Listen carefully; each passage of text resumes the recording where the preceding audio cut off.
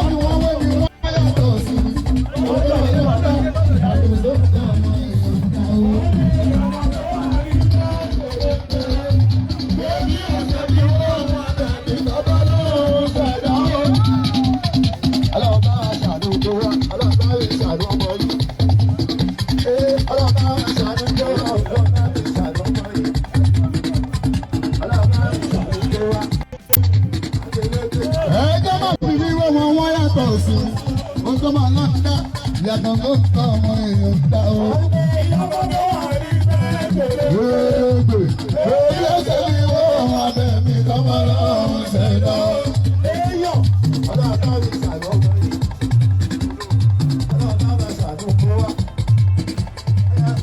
Ẹ má fi mi wọ́n wọ́n yàtọ̀ sí mi. Ó tẹ́ wà lọ́ńdá yàtọ̀ tó tọ́ ọmọ èèyàn padà o.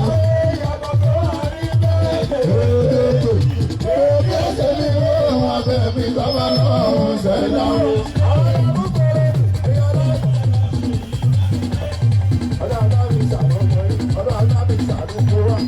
Ọ̀yá ọlọ́mọ jẹ́ pàdé.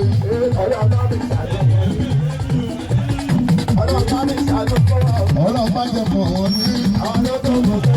Nígbà yé mi kò lè ṣe. Àwọn ológun kò jẹ́. Ọlọ́mọ jẹ́ pọ̀ wọ́n ní. Oya orí yá mi ò ní jẹ́. Orí yá mi ò ní jẹ́ o. Ọlọ́mọ jẹ́ pàdé.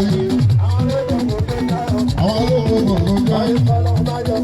Oya wá ṣèyí, tú ṣèyí, rí ṣèyí, fọ́ ṣèyí, five ṣèyí, six ṣèyí, seven ṣèyí, eight ṣèyí. Ohun ìyẹ̀wò èkéré síwájú.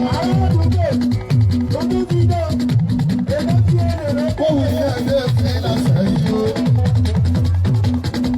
Ṣèyí má fi lé láwọn àbíwò wa mú. Olúgbòhùn làwọn èèyàn fẹ́.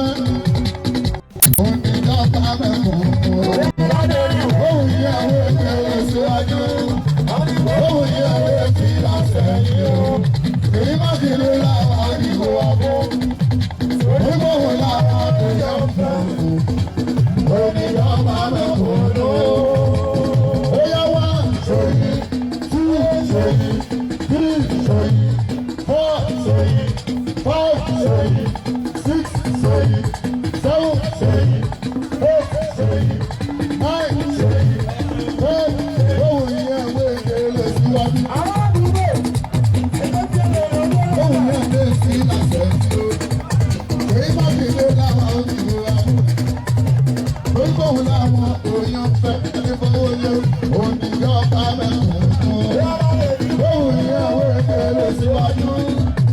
Ohun ìyẹ̀wò èkéré sẹ́yìn o. Èyí má fi lé láwọn àbíkó wa mú. Orúkọ òun làwọn èèyàn fẹ́ oníjọba mẹ́kùn-ún.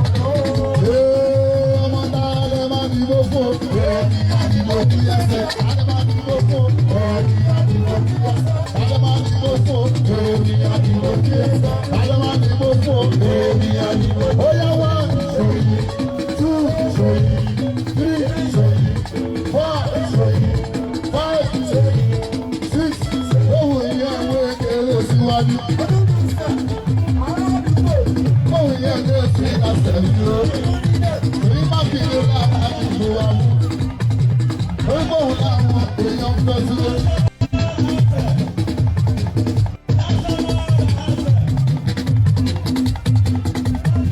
Orúkọ òun làwọn èèyàn fẹ́. Oníjọba mẹ́kọ̀ọ́. Ohun ìyẹ̀wò èkéré.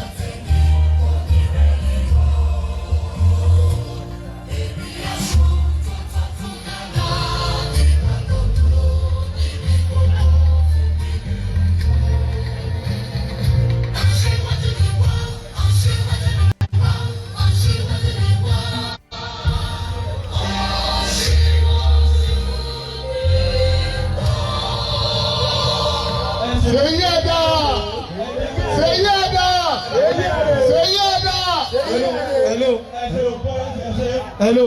Gómìnà ní àkókò tó gbọ́dọ̀ ẹja fún ẹja ṣe kápá. Ẹ ṣeun. Lóòótọ́ gómìnà wa ọlọ́lájùlọ ọlọ́rọ̀ Ṣèyí Mákindé.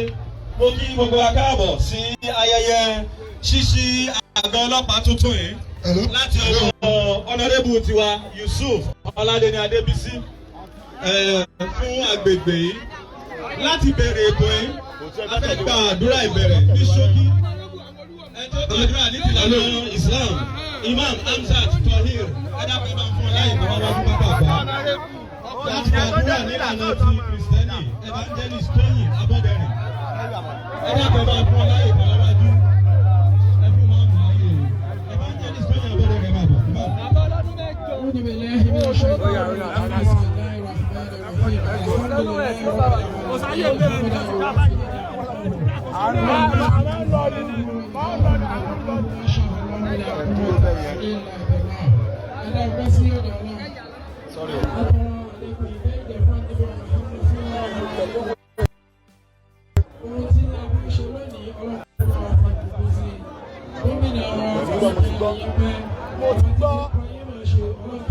Èyí tí a tó dojú kọ yìí ọlọ́pàá fún yín náà ṣe yọrí gbogbo ọmọ orílẹ̀-èdè ìpínlẹ̀ Ọ̀yọ́ wa yìí ọlọ́pàá sábà kò fi ìsìn ọlọ́kà ọba tó ti fi dúró ní alẹ́ yìí kò wọlé tán ní àmín.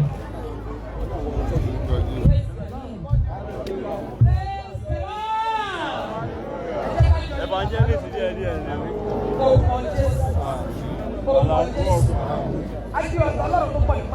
Oh yes. Aṣọ ọlọ́ba tó níbẹ̀ ni Ọlọ́run. Adarí gbogbo òkú àti ọlọ́padà sọ́dọ̀ yìí. Àyè fún owó agbára bí ẹ bá wà rìn àjò yìí. Àdúpẹ́ ibi tẹ́ ẹ bá wà dé. Àdúpẹ́ ibi tẹ́ ẹ tún mú wa wà lọ́wọ́lọ́wọ́. À ń ṣe ní ọba ní gbogbo ọ̀tọ́lú ẹ̀dá ọpẹ́ wa. Ọba tó pọ̀ nípa àti agbára kó yẹ ẹ̀dá ìrìn àjò ní ìdánwò yín lórúkọ Jésù ẹ̀gbà ìṣàkóso. Ìbẹ̀rẹ̀ àárín ìparí olùwàjì àárín ọ̀. Àbí ìbòtò wà lójú ọ̀nà lẹ́yìn lọ́wọ́ lórúkọ Jésù olùẹ̀gbà gbogbo òru. Nítorí ti ọ̀gá wa gómìnà wa Ṣèyí Mákindé Abíọ́dún olùẹ̀gbà gbogbo òru.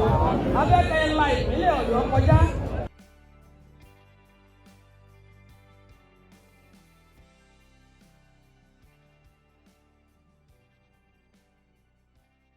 Gómìnà wa ní ìpínlẹ̀ Ọ̀yọ́ ní ìgbà kan yìí, màmá wa Excellency Aláàjà Mùtí Àtúbàdàn àwọn náà wà pẹ̀lú wa.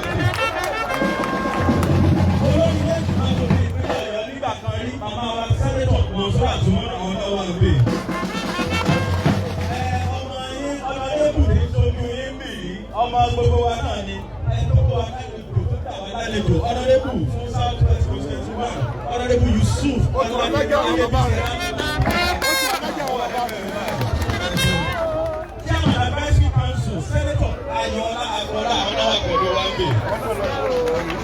Akọ̀wé ìjọba ìpínlẹ̀ Ọ̀yọ́, Secretary to the State Government, màmá wa Mrs. Olúbàwọ̀ Adéọ̀sùn àwọn náà wà pẹ̀lú wa.